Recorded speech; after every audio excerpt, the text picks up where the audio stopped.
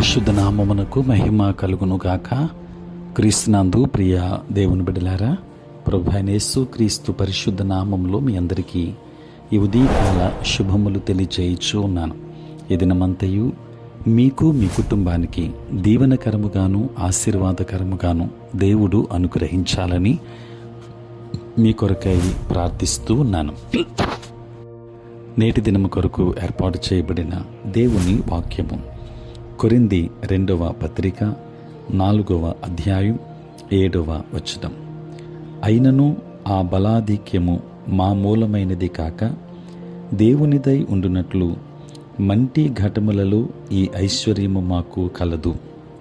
ప్రియులరా, నేటి దినము కొరకు ఏర్పాటు చేయబడిన ధ్యానాంశము దేవుని మహిమైశ్వర్యము. ప్రియులరా, ఐశ్వర్యాన్ని అందరికీ కనిపించేలా ఒక ప్రత్యేకమైన స్థలములో పెట్టినా ఎవరూ చూచి ఆనందించకుండా ఒక మరుగైన స్థలములో పెట్టినా దాని విలువ దానికి ఉంటుంది.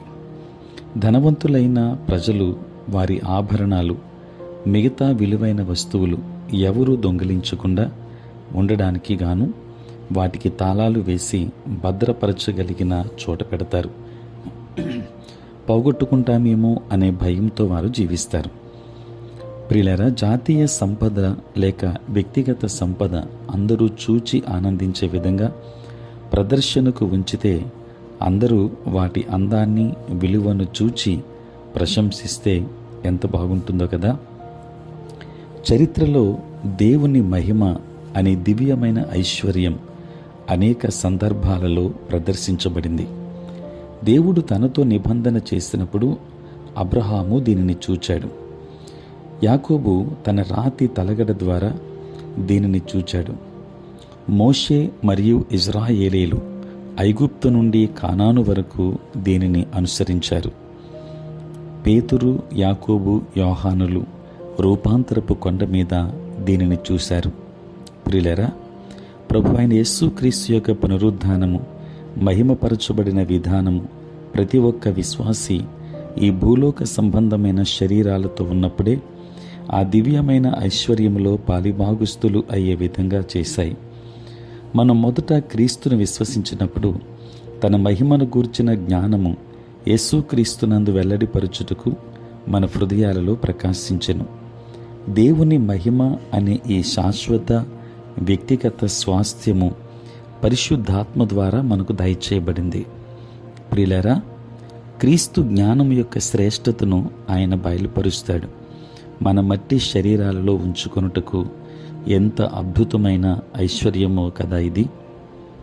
దేవుని బిడ్డలారా, క్రీస్తు తన భౌతిక శరీరానికి దేవుని మహిమ కలిగి ఉన్నట్లు మనం కూడా ఐశ్వర్యాన్ని కలిగి ఉన్నాం.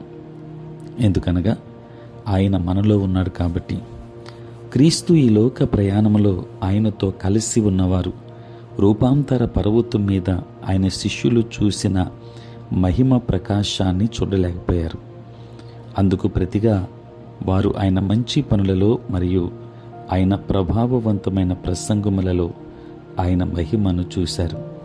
దేవుని బిడ్డలారా, మట్టితో నిర్మించిన ఈ శరీరాలలో ఈ ఐశ్వర్యాన్ని మనం కలిగి ఉన్నాం.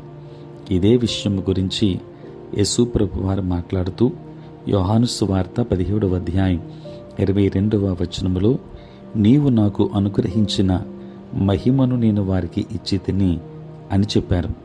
ప్రియులారా, మనం ఆ మహిమను కలిగి ఉన్నాం. అయితే మన పనుల ద్వారా, మన మాటల ద్వారా అది ఎప్పుడు ఎలా ప్రదర్శించబడాలో మనమే ఎంపిక చేసుకోవాలి. ఇటువంటి ఐశ్వర్యము ప్రత్యేక సందర్భాల కోసం దాచి ఉంచకూడదు.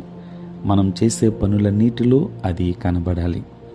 ప్రియులారా, విశ్వాసులముగా మనం పాపం చేసినప్పుడు, మన దేహాలను దేవునికి సమర్పించుటకు తిరస్కరించినప్పుడు ఆయన మహిమను పూర్తిగా చూపించలేం. వస్తువులు ప్రదర్శించే అలమారాలో ఒక మురికి గ్లాసును ఉంచితే అది ఐశ్వర్యం యొక్క శోభను తగ్గిస్తుంది. దేవుని పాత్రలముగా మనము పరిశుభ్రంగా ఉండాలి. ఈ ఐశ్వర్యము ప్రపంచమంతా చూచుట కొరకే. ఈ ఐశ్వర్యం మనది. దీనితో మనం ఏం చేస్తాం అనేది మన బాధ్యత. కనుక మనము క్రీస్తు కొరకు మనము ప్రకాశించే వారముగా ఉండాలి అనంటే ఆయన మహిమను కలిగిన వారముగా ఉండాలి. దేవుని యొక్క మహిమ ఎల్లప్పుడూ మీ అందరి మీద ఉండునుగాక. ఆమేన్. ప్రార్థన. పరిశుద్ధుడైన తండ్రి, ప్రేమ కలిగిన ప్రభువా, మీ పరిశుద్ధ నామమునకు స్తోత్రాలు. రాత్రంతయు కాపాడారు. ఉదయం లేచి మిమ్మల్ని స్తుతించే భాగ్యం ఇచ్చినందుకు నీ స్తోత్రాలు. ఈ దినమంతా కూడా మీ సన్నిధి మాతో ఉంచండి. మీ ప్రసన్నత మాకు దయచేయండి. నేటి మా పనులలో, ప్రయాణములలో, పరిచర్యలో మీరే తోడుగా ఉండండి తండ్రి. నేటి దినమున ప్రభువా తండ్రి, అనేక మంది పుట్టినరోజు, అదే రీతిగా పెళ్లి రోజు జరుపుకొనుచున్నటువంటి బిడ్డలు ఉన్నారు. వారిని దీవించి నూతన ఆశీర్వాదములు వారికి దయచేయండి. మీ సేవ పరిచర్య చేయుచున్న ప్రతి సేవకుని మీరు దీవించండి. దూరదేశాలలో, దూర ప్రాంతాలలో ఉంటున్న బిడ్డలందరినీ దీవించండి. ఉద్యోగస్తులు, వ్యాపారస్తులు, కష్టపడి పని చేసుకుంటున్న బిడ్డలకు మీరు తోడుగా ఉండండి తండ్రి. ఈ దినమంతా కూడా మీ కృపాక్షేమములు మా అందరి వెంబడి ఉంచమని యేసు నామములో ప్రార్థించి వేడుకొనుచున్నాము తండ్రి. ఆమేన్. తండ్రి, కుమార, పరిశుద్ధాత్మ త్రియేక దేవుని దీవెన సదా మీకును మీ కుటుంబానికి తోడై ఉండును గాక. ఆమేన్.